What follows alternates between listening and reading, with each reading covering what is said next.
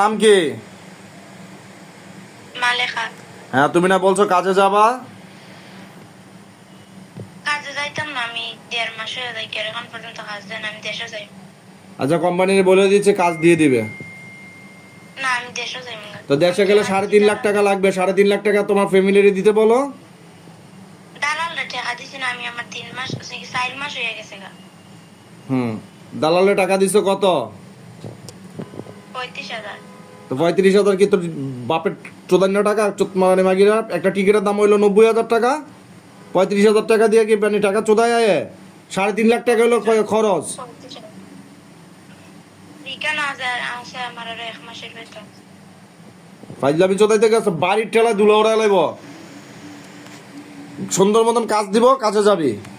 কোনো কথা নাই, সুন্দর মতন কাজ দিব, কাজে যাবে না। বাড়ির ঠেলায় ধুলো ওড়ায় লাইব বলে দিলাম। আমি কাজ করবেন।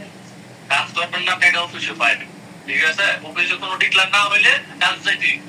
আপনি 3.5 লাখ টাকা মালিক খরচ করে নিছে তোমাকে। আমি তো জানি না, আমার আম্মু রচনা বলে কাজে দিবা, এটাকে কাইটো খুঁজে একটা ভালো কাজ দেখে কাজে দিয়ে দেন। যা। আমি তো দেন আমার কাছে